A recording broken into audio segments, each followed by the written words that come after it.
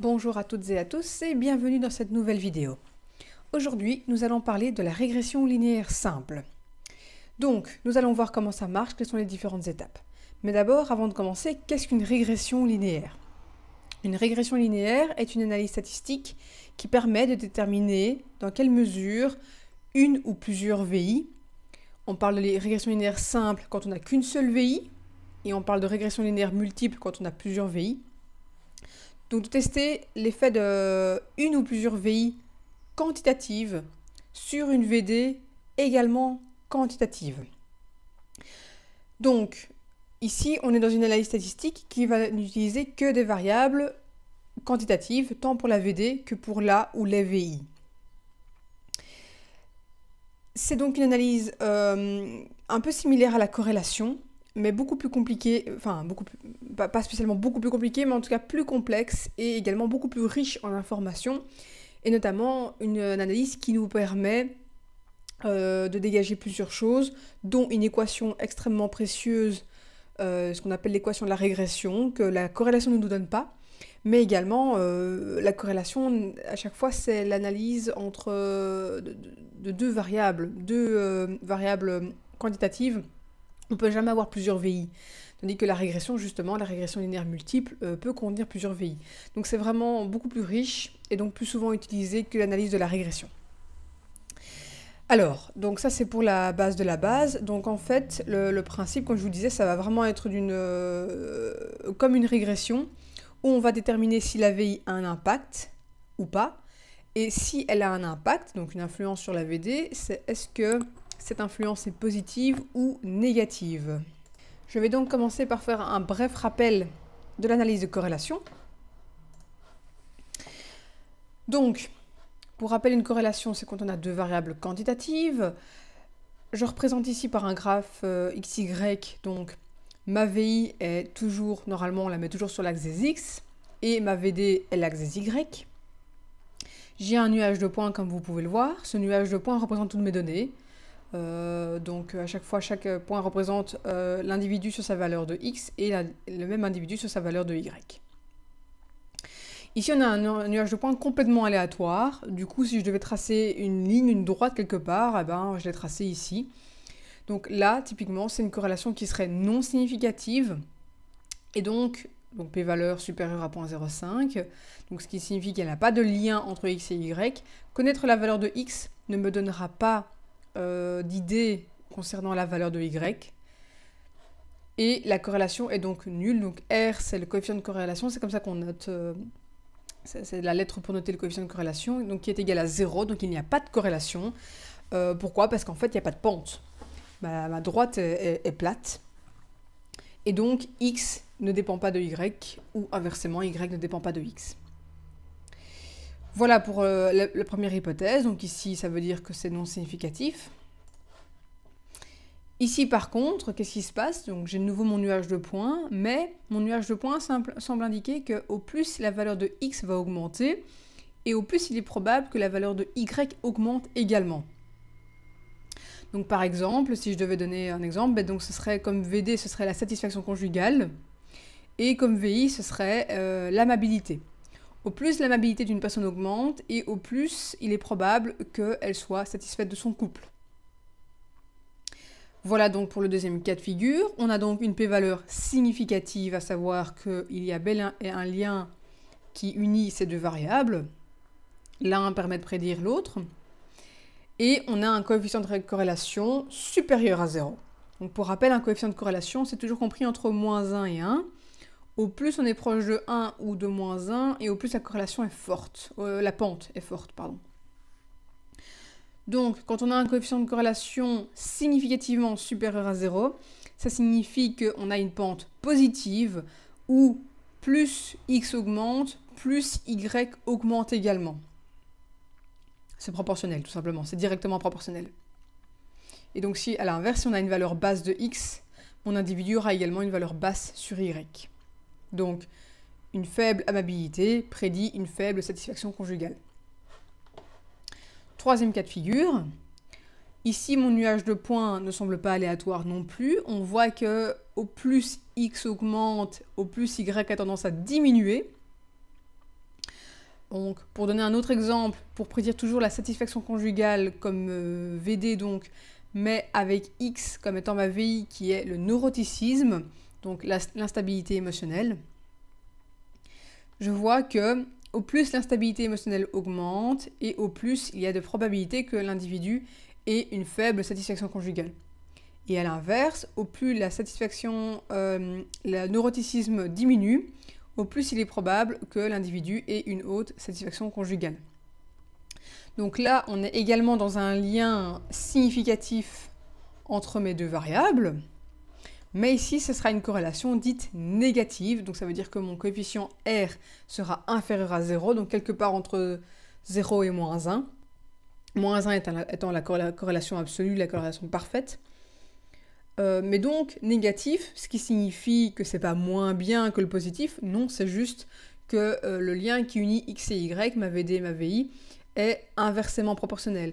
Quand l'un augmente, l'autre diminue, et quand l'autre augmente, le premier diminue. Voilà pour vite fait un petit récap de la corrélation. Donc revenons-en maintenant à notre régression. Alors une régression linéaire se fait en 3 étapes. La première étape, donc ici je vais choisir comme VD le score obtenu au BDI. Donc BDI c'est le Beck Depression Inventory, donc un questionnaire qui mesure les symptômes dépressifs. Au plus le score est élevé, au plus l'individu est dépressif. Et je vais choisir comme VI le soutien social du répondant. Donc ma question c'est, tiens, est-ce que le fait d'être soutenu, socialement parlant, a un impact sur le score obtenu au BDI? Donc la dépression. Donc, j'ai fait la régression, voici les résultats. Alors, une régression se passe en 3 étapes, comme je disais. La première étape, c'est la même chose que pour les ANOVA, c'est la vérification des conditions d'application. Cependant, pour une régression, ce n'est pas forcément les mêmes conditions d'application. Alors, qu'est-ce qu'il y a? Il y a, alors je vais commencer par la normalité des résidus. Pourquoi je commence par ça? Parce que tous les tests paramétriques ont comme point commun d'avoir la même condition d'application, c'est la normalité des résidus. Donc la normalité des résidus, ça se mesure tout simplement avec un QQ-plot. Donc ici, on a fait un QQ-plot des résidus standardisés. Et on voit effectivement donc la ligne ici correspond à ma distribution normale. Au plus les résidus, donc les points, mes données, suivent cette distribution normale, au plus ils collent à la droite et au mieux c'est. Ici, j'ai vraiment une très bonne distribution. Petite info ici, j'ai dû faire un QQ-plot avec la variable, la VD, transformée en ln. Parce qu'en fait, j'ai fait une première régression qui me montrait que mes résidus n'étaient pas normaux. Du coup, j'ai dû corriger le tir en faisant donc une transformation de la VD en ln, logarithme népérien, et effectivement, la transformation a marché. Donc, je vais continuer toutes mes analyses avec le score OBDI, mais transformé en ln. Si vous ne voyez pas de quoi je parle, je vous invite à aller voir ma vidéo « Que faire lorsque les conditions d'application ne sont pas respectées » qui explique justement ce qu'on fait lorsqu'on a un problème de résidus notamment. Voilà donc pour la première condition d'application de la régression, donc la normalité des résidus qui se mesure avec un QQ-plot, voire un histogramme, mais uniquement si on a plus de 50 données. Donc ici, j'ai bien une distribution normale. Deuxième condition d'application, c'est l'homocédasticité des résidus. Alors, c'est un mot un peu compliqué, du coup, j'ai choisi de vous l'écrire. Donc la normalité des résidus et alors l'homocédasticité des résidus. Donc, ça, il faut faire toute une série de graphiques. Et au plus on a de VI, et au plus on aura de graphiques. Bon, ici, vu que je n'ai qu'une seule VI, j'ai 2 graphiques. En fait, c'est un graphique des résidus, avec les résidus standardisés, et la valeur prédite non standardisée, et un deuxième graphique, toujours avec les résidus, ici sur l'axe des X, mais avec la VI sur l'axe des Y. Et donc, si j'ai plusieurs VI, je vais avoir un graphe par VI, plus le premier ici avec la valeur prédite non standardisée. Donc sur ces graphiques-là, je dois pouvoir m'assurer l'homocédasticité des résidus. En d'autres mots, ça veut dire le comportement aléatoire des résidus. idéalement, je ne dois pas pouvoir tracer une droite quelque part en plein milieu des résidus. Et on voit qu'ici, effectivement, c'est aléatoire. Il n'y a pas vraiment de schéma qui semble émerger de droite ou de courbe comme ceci ou n'importe quoi. Pareil pour ce graphique-ci. Il n'y a pas vraiment de pattern qu'on peut distinguer sur ce graphique. Donc, la condition d'homocédasticité des résidus est respectée. Voilà pour les deux conditions d'application. Avec ça, on peut passer à la deuxième étape, qui est l'interprétation de la régression. Alors, la régression nous fournit plusieurs tableaux. On a le premier tableau qui est juste pour savoir quelle variable on a mise dans la régression, donc c'est pas très important. Donc ma variable dépendante, c'est bien le score au BDI en ln, et ma variable indépendante, c'est bien le soutien social du répondant. Les trois tableaux ici sont extrêmement importants. Alors, je vais commencer par analyser celui de l'ANOVA. Alors déjà, c'est un truc qui perturbe beaucoup de gens. Pourquoi est-ce qu'ANOVA dans une régression? L'ANOVA, je vous rappelle que ça vient du mot anglais Analysis of Variance, et donc ça veut dire quoi? Ça veut dire que c'est une analyse de la variance. L'ANOVA peut être utilisée de différentes manières, dans le sens où quand on parle de faire une ANOVA, généralement ça veut dire avec des VI qualitatives. Mais on cherche à expliquer la variance de ma VD.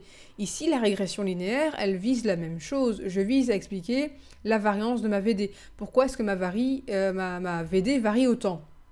Comment est-ce que je peux expliquer le score au BDI? Mais cette fois-ci, je ne l'explique plus avec des variables qualitatives, donc avec des groupes, je l'explique avec des quantitatives. Donc, c'est pas la même chose exactement, mais le principe est exactement le même si le calcul n'est pas le même. C'est un tableau de l'ANOVA parce que l'ANOVA cherche à expliquer la variance, l'analyse de la variance. Alors, on voit qu'il y a le mot régression ici. Donc, dès que vous voyez dans une ANOVA régression, vous savez que c'est l'ANOVA de la régression et pas donc une ANOVA en tant que telle. Donc, le but de cette ANOVA, c'est simplement de nous informer si mon modèle est significatif. Autrement dit, si ma VI influence significativement ma VD. Donc, de nouveau, la même chose finalement que pour l'ANOVA classique. Donc, ici, je vois que c'est significatif. Donc, ça veut dire que effectivement, il semblerait que j'ai trouvé quelque chose, que mon modèle soit intéressant pour prédire le BDI. Et c'est à peu près tout ce qu'il nous dit. Donc, généralement, on va directement passer à la suite. Enfin non, d'abord celui-ci. Donc, l'ANOVA nous dit que c'est significatif. Et ensuite, moi, je regarde le modèle summary, qui en fait nous fournit une donnée extrêmement précieuse, ici. Le R carré ajusté. Le R carré ajusté, c'est exactement la même chose que le état carré, donc la taille de l'effet dans l'ANOVA. Donc, le terme est différent. On ne parle plus de taille de l'effet, mais on va parler de coefficient de détermination. La notation est différente, ce n'est plus état carré, c'est un R carré ajusté. Et attention à bien prendre le ajusté et pas le R carré. Donc, le vocabulaire change, la notation change, mais la théorie est exactement la même, à savoir que ceci est un pourcentage. Et que donc il s'agit de 44,4%. Et donc ça veut dire quoi? Ça veut dire que 44,4% de la variance de ma VD, donc du score au BDI, est expliquée par le soutien social du répondant. Donc ça veut dire que le soutien social du répondant explique à 44,4% la variance du BDI, ce qui est énorme. Alors de nouveau, vu que c'est moi qui ai créé la base de données, c'est normal qu'il y ait des chiffres aussi énormes. En temps normal, de nouveau, quand on trouve 1%, on est content. Donc voilà, ici on a donc une VI qui est significative et on sait que le modèle explique 44,4% de la variance de la VD, ce qui est énorme. Voilà pour l'interprétation de ces deux tableaux-ci. Et donc ensuite, comme je vous le disais, on va passer au tableau des coefficients qui est clairement le tableau le plus important. Alors, qu'est-ce qui se passe ici? En fait, si vous voulez, si pour faire le lien avec l'ANOVA, j'explique pas autant dans cette vidéo que dans l'ANOVA, donc je vous invite plutôt à aller voir, parce que tout ce qui est taille de l'effet, j'ai longuement expliqué dans l'ANOVA, donc je préfère directement passer à la suite ici. Si vous voulez, ça c'est entre guillemets l'étape 3 de l'ANOVA, dans le sens où l'ANOVA nous dit, ben voilà, c'est significatif, et puis on passe au test post-hoc, à part qu'ici, c'est pas des tests post-hoc, vu qu'il n'y a pas de groupe à comparer. Mais en tout cas, c'est un peu l'idée où on va voir un petit peu ce qu'il en est concrètement. Là, on a beaucoup plus d'informations. Donc, on a deux lignes ici. On a constant, donc qui correspond au terme constant. Donc, cette ligne, quoi qu'il arrive dans une régression, elle sera toujours là. Et ce sera toujours la première. Et puis, on a notre VI. Si on avait deux autres VI, on aurait eu deux autres lignes en plus. Donc ça, on en reparlera lors de la régression linéaire multiple. Ici, on a donc le terme constant et ma VI. Pour chacun d'entre eux, ils ont un coefficient B qui correspond à quoi? Qui correspond à la pente. À la pente de ma VI et au terme constant. Alors, je vous renvoie à vos cours de maths de 4e secondaire où, normalement, vous avez dû voir l'équation d'une droite. Ici, je l'ai faite pour vous, sur SPSS. Voilà. Ici, ça, ce sont mes données. Donc, chaque point représente un individu. Donc, par exemple, ceux qui ont un soutien social perçu de 2, voilà les différents scores au BDI qu'ils ont, etc., etc. Et alors, j'ai demandé à SPSS de me dessiner cette droite qui correspond en fait à mon équation. Mon terme constant, c'est quoi déjà? Le terme constant, c'est, si vous vous souvenez, déjà je vais peut-être vous montrer l'équation de la régression. Donc, la régression linéaire simple a comme équation ceci. Y est égal à bêta 0 plus bêta 1 x. Y, c'est donc ma VD, c'est le BDI. Bêta 0, c'est le terme constant. Donc ici, il correspond à 2 et quelques. Bêta 1, c'est la pente associée à x. Et x, c'est ma VI. Donc, si vous voulez, ici, notre équation, elle est égale à y est égal à 2... C'était combien déjà? 2,66,3 moins, c'est un coefficient négatif, 0,139 fois x. Ça, c'est notre équation. Ça veut dire quoi? Ça veut dire que si je veux calculer le BDI de quelqu'un, donc je me dis, voilà, j'ai en face quelqu'un dont j'aimerais bien connaître, estimer en tout cas, j'aimerais bien connaître son BDI, donc son taux de symptômes dépressifs, eh bien, je vais faire ce calcul-ci, 2,663 moins 0,139 fois x, et x étant le soutien social perçu. Donc je lui fais passer un questionnaire par exemple, visant à déterminer quel est son score au soutien social perçu. Imaginons que x soit égal à 2, et bien alors ça va faire y est égal à 2,663 moins 0,139 fois 2. Parce qu'il aura donc un soutien social perçu de 2, et donc mon x est égal à 2. Si quelqu'un a un score de 5, je remplace le x par 5, et donc je fais ce chiffre bêta 1, je le fais fois 5, etc., etc. Donc, ça veut dire quoi? Je reviens à mon graphique. Ça, c'est donc l'équation exacte de ma régression. Ça veut dire quoi? Le terme constant, déjà, il sert à quoi? Le terme constant sert à démarrer quelque part, entre guillemets. Parce que, en fait, l'idée, c'est que quand x est égal à 0, ben, il reste quoi de l'équation? Il reste, si x est égal à 0, tout ça, ça tombe. Donc, il reste y est égal à bêta 0. Donc, ça veut dire quoi? Ça veut dire que quand j'ai un soutien social, mon x qui est égal à 0, mon b est ici, à 0, pas là, attention, parce que là, c'est vers les moins. Donc, vu que mon bêta 0 est de 2,66, eh bien, mon score au BDI sera de 2,66. C'est un peu la valeur à partir de laquelle l'axe, la droite se construit. Ici, on est dans une corrélation négative. Ça veut dire quoi? Ça veut dire que le soutien social perçu du répondant influence significativement et négativement le score au BDI. Au plus le soutien social augmente, au plus le score BDI va diminuer, donc les symptômes dépressifs vont diminuer. Ça semble logique. Donc il y a bien un lien de causalité qui unit nos deux variables. Ce lien a pour origine 2,66, donc mon terme constant. Et en fait, à partir de là, il ne va faire que diminuer. Parce qu'au plus x va augmenter, et vu que bêta 1, donc c'est la pente de x, est négative, vu que bêta 1 est négatif, donc la pente est négative, au plus le soutien social perçu du répondant va augmenter, au plus le score BDI va diminuer. Donc voilà ici pour les explications. Donc bêta 0, en soi, vous ne devez pas maîtriser à fond bêta 0 si ça vous perturbe quoi que ce soit. Retenez juste que c'est vraiment là que démarre l'équation. C'est là que démarre votre droite. Point. C'est vraiment l'origine de votre droite. Ça peut être un bêta, un terme constant négatif. Hein. Il peut vraiment avoir plusieurs valeurs. Et l'idée, c'est que vu qu'on ne commence pas à 0, on peut vraiment...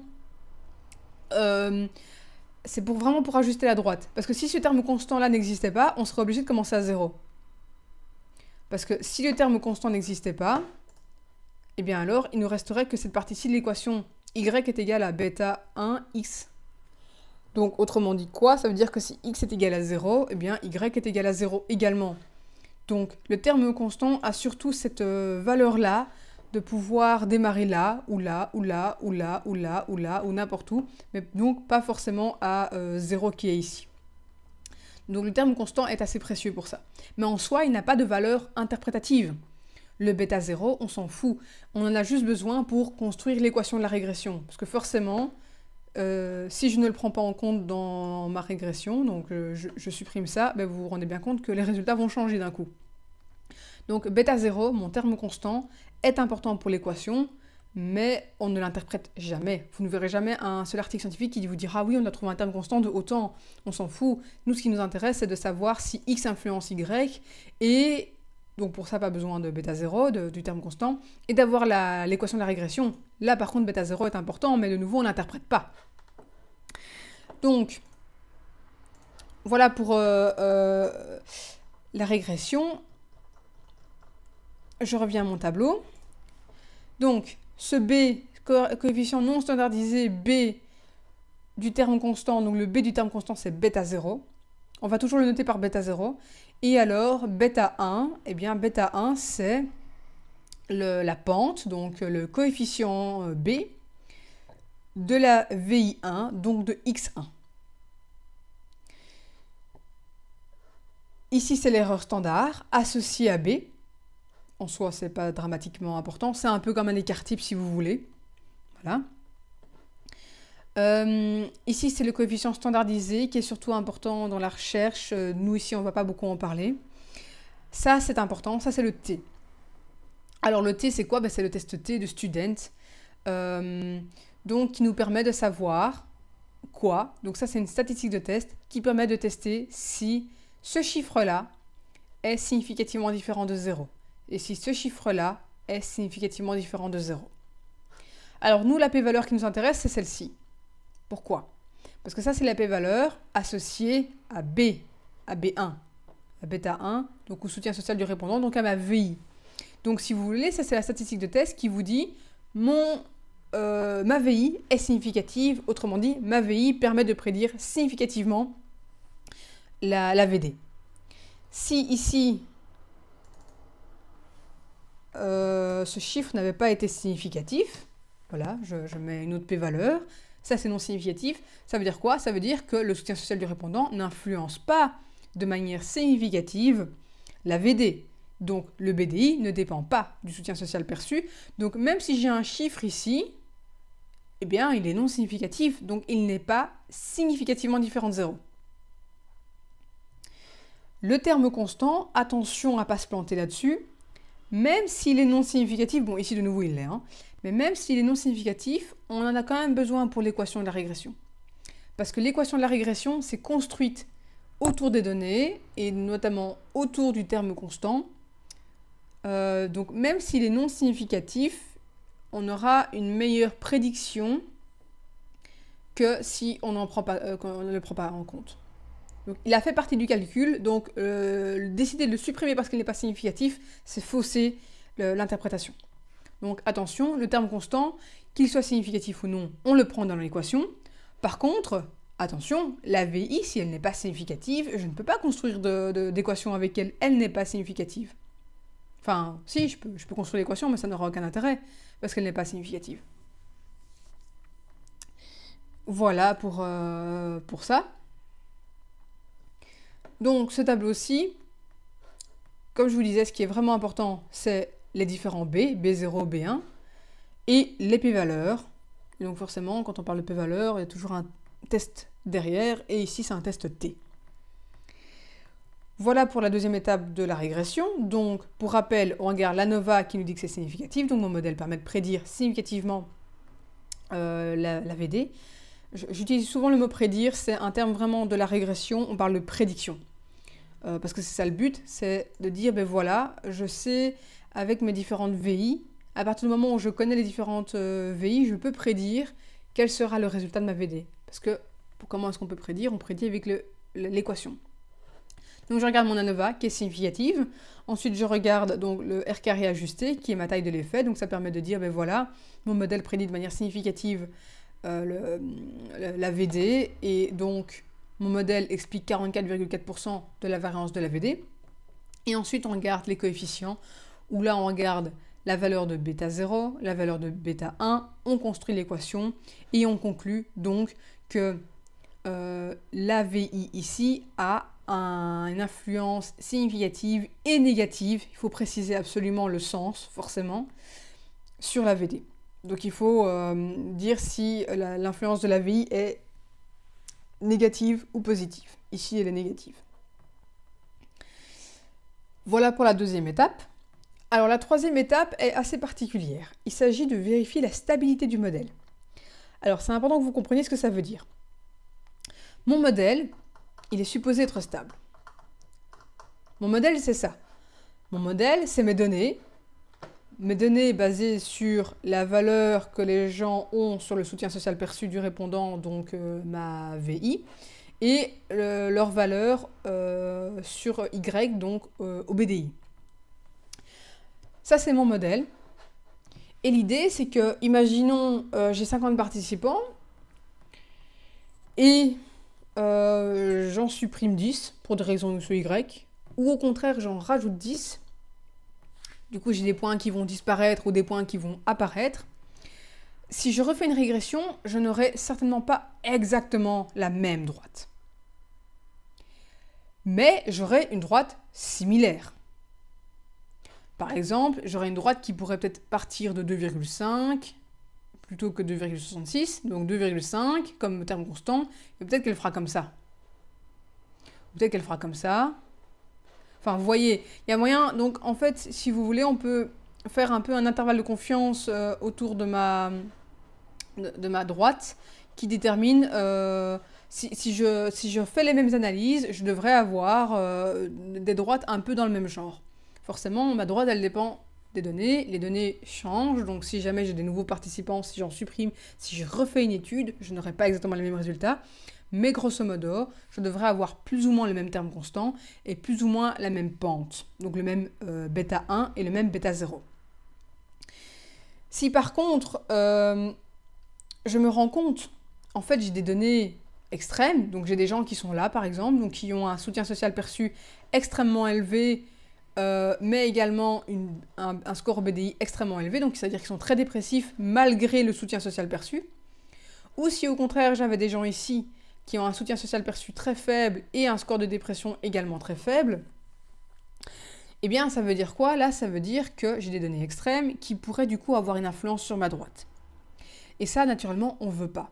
Parce qu'on préfère supprimer quelques individus qui ont des données extrêmes, et donc avoir une droite, une équation qui est valable, pas pour tout le monde, mais pour en tout cas quelque chose de solide pour 95% de la population, que d'avoir un truc qui ne correspond à personne. Donc la stabilité du modèle, c'est l'idée, le mot stabilité du modèle signifie quoi? Signifie que si je rajoute des individus, si j'en enlève, je ne dois pas avoir des résultats significativement différents. Si je rajoute des individus et d'un coup ma droite elle devient plate, c'est-à-dire que l'analyse me dit qu'il n'y a pas de lien significatif entre ma VI et ma VD, il y a un problème. Parce que du coup vous faites confiance à quel modèle? À celui qui est significatif ou celui qui ne l'est pas? Voilà, donc la stabilité du modèle c'est vraiment ça. La stabilité du modèle, il y a deux manières de la vérifier.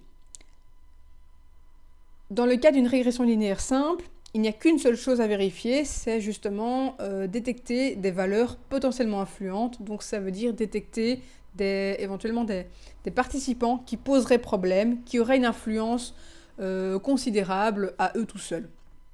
Il y a également une deuxième mesure de la stabilité du modèle, mais ça c'est par rapport au VI, quand on en a plusieurs.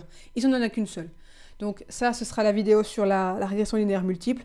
Donc pour une régression linéaire simple, quand on veut vérifier la stabilité du modèle, il n'y a qu'une chose à faire, c'est détecter les valeurs potentiellement influentes. Alors, un petit peu de théorie. Les valeurs potentiellement influentes, donc ici je vous ai fait un petit schéma. Donc tous les petits points là que vous voyez, c'est mes données. C'est mon nuage de points. Mon nuage de points, grosso modo, j'ai tracé les deux lignes en rouge, c'est en gros toutes les valeurs de x que l'on retrouve. Donc je n'ai pas de points ou alors très peu en dehors de ces deux lignes. Donc ma valeur de x minimale, elle est ici, et ma valeur maximale de x, elle est ici. La grosse majorité de mes données sont comprises entre ces deux valeurs de x. En vert, j'ai fait la même chose, mais pour l'axe y, où j'ai donc dessiné les deux, un peu le minimum, la valeur minimum dans laquelle la plupart des individus sont systématiquement au-dessus. Et ici, c'est la valeur maximum de y, où la plupart de mes individus sont en dessous. Et donc, les deux ensemble, ça me fait un carré où je retrouve normalement la grosse majorité de mes données.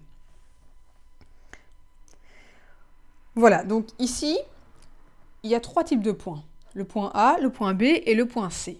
Qu'est-ce qui se passe? Quand on regarde A, on voit que A a une valeur tout à fait normale sur X. Hein. Vous voyez, hein, là où il est dans une valeur comprise entre mes deux lignes rouges. Par contre, sa valeur de Y est complètement pétée. On a une valeur de Y extrêmement élevée, et donc qui n'est pas du tout comprise dans mon carré ici. A pose problème, pourquoi? Parce qu'il a donc une valeur anormale sur l'axe des X, mais une valeur normale sur X. Excusez-moi, une valeur anormale sur l'axe des Y, excusez-moi, mais une valeur tout à fait normale sur X. C'est ce qu'on appelle du coup un grand résidu. Alors le problème qui va se poser avec les grands résidus, c'est que du coup, en fait, si vous voulez, donc ma droite, normalement, l'équation de ma régression, elle devrait faire quelque chose comme ça, plus ou moins, hein, donc une régression positive. Eh bien, les grands résidus ont tendance à attirer vers eux la droite. Donc plutôt que d'être là, ici, il se peut que A, à lui tout seul, ait un effet et que du coup, ma droite soit plutôt ici. Et du coup, là, je passe à côté de tout le monde. Hein, parce que une droite pareille, ça ne servirait pas à prédire A, mais ce serait aussi mauvais pour prédire la grosse majorité de mon échantillon. Donc c'est problématique. Cela dit, entre parenthèses, les points qui ont un grand résidu, c'est pas le pire. On va justement voir qu'est-ce qui est pire. Donc, A pose problème, c'est un grand résidu, il a une valeur anormale sur Y, mais une valeur normale sur X, et il risque d'attirer à lui la droite vers le haut ou vers le bas. Hein. Si on avait un point A ici, ce serait la même chose, ou ma droite, plutôt que d'être ici, serait peut-être plutôt vers le bas, comme ici. Et donc du coup, voilà, forcément mon modèle, il passe à côté de quelque chose. Le point B. Alors le point B, qu'est-ce qu'il a? On voit que lui, sur Y, il a une valeur tout à fait normale. Il est parfaitement compris entre mes deux lignes vertes. Par contre, sur la valeur des X, il n'a pas une valeur normale, il a une valeur extrême sur X. Ça, c'est bien plus problématique que les points de type A. Pourquoi? Parce que les points de type B ont ce qu'on appelle un effet de levier. Ça veut dire quoi? Ça veut dire que ma droite, de nouveau, elle va être plus ou moins comme ça, en fonction de mes données. Les points comme B, donc qui ont un effet de levier, qui ont une valeur extrême sur X mais pas sur Y, auront tendance à faire un effet de levier, dont ça veut dire à faire basculer la droite. Donc par exemple, à la rendre plus plate, comme ceci, voilà, ou plus forte. Mais du coup, ça veut dire que de nouveau, c'est un point, ou en tout cas une minorité de points, 2, 3 sur un échantillon de 100, qui pourrait avoir un effet non négligeable sur la droite, la rendant donc un petit peu inutile pour la grosse majorité des données. Donc ça c'est le problème de B, c'est qu'il aurait tendance à avoir un effet de levier et donc à changer en fait si vous voulez la pente. La pente va devenir plus forte ou plus faible. Et donc ça c'est problématique parce que ça veut dire que s'il la rend plus faible par exemple, il risque de rendre la VI non significative alors qu'elle l'est. Bon de nouveau ça dépend du B, hein. Si B est là, il posera moins de problème hein, que s'il est là par exemple. Non, là il pose pas de problème non plus. S'il est là. Là, il posera vraiment problème. Point C, enfin. Alors C, il cumule les deux défauts, à savoir qu'il a une valeur sur X en dehors de la norme, et également sur Y, il est en dehors de la norme aussi. C, du coup, est un point qui a à la fois un grand résidu et un effet de levier. Donc il va à la fois attirer la droite vers lui et en modifier la pente. De nouveau potentiellement, parce que si vous avez un point C ici, il n'est pas du tout normal sur la valeur des X ni des Y, et pourtant il est quand même bien dans la droite. Du coup, il ne posera pas problème. Donc c'est ça que je dis que c'est vraiment, on va détecter les points qui sont potentiellement influents. Ils ne le sont pas forcément. Donc, 3 types de points, grand résidu, effet de levier et grand résidu plus levier, qu'il nous s'agit de détecter et de voir ce qu'on fait avec. Alors, ici, donc pour ça, il y a deux choses qui existent. Il y a la distance de Cook et il y a le levier. Donc leverage en anglais, ça veut dire levier. Donc en fait, si vous voulez, moi je vous ai fait un graphique pour que vous puissiez comprendre ce qui se passe, mais il y a des statistiques qui ont été créées, on ne va pas s'amuser à faire ce que moi je vous ai fait ici. Hein, ça c'est purement visuel, c'est dans un but pédagogique.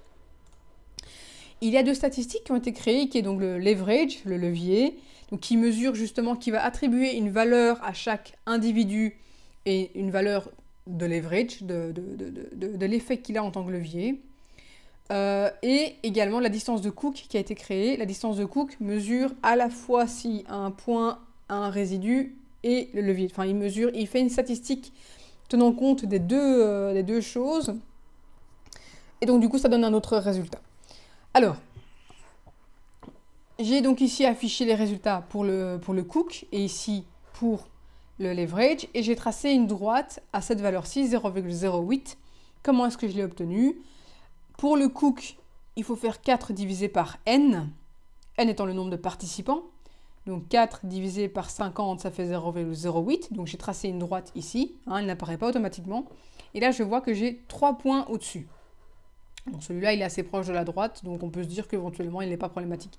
Ces deux-là, par contre, risquent de poser plus de problèmes. Mais ça fait 2, voire 3 individus sur 50. Donc moi, j'aurais tendance à me dire que ça devrait aller, c'est pas dramatique. Donc les points au-dessus de cette droite doivent vous quand même attirer votre attention, vous alerter par rapport à leur influence potentiellement négative, de nouveau potentiellement négative, hein, sur votre modèle et donc sur la stabilité de votre modèle. Donc ici on a 3 points sur la statistique de Cook qui sont supérieurs à mon seuil. Et alors pour le leverage, j'ai également dessiné en fait au même stade, mais la formule est différente. Pour déterminer le seuil du leverage, il faut faire 2 fois P divisé par N. 2 fois P. Alors P, ça veut dire quoi? C'est le nombre de prédicteurs. Le nombre de prédicteurs, c'est le nombre de VI plus 1. Pourquoi plus 1? Parce qu'en fait, le terme constant compte dans les prédicteurs. Donc ici, dans votre tableau coefficient, vous avez autant de lignes que vous avez de prédicteurs. Donc VI plus le terme constant. Donc P est égal à 2 dans le cas ici. Donc 2 fois 2, ça fait 4, divisé par n, 50, eh bien ça fait exactement les mêmes chiffres que pour le Cook. Mais de nouveau, comme je vous disais, c'est juste parce que c'est une régression linéaire simple. À partir du moment où il y a plusieurs VI, forcément le nombre de prédicteurs va augmenter, ça va passer à 3, 4, 5, etc. Et du coup, ce sera plus la même valeur que pour Cook. vu que cook c'est simplement 4 divisé par n, ici c'est 2p divisé par n. Voilà, donc c'est une autre statistique qui ne mesure que l'effet de levier, et là je vois que je n'ai qu'un seul point au-dessus et qui est légèrement au-dessus, donc on peut se dire que c'est ok, que ça ne semble pas jouer un rôle démesuré, que ça ne va pas avoir une influence démesurée sur mon modèle.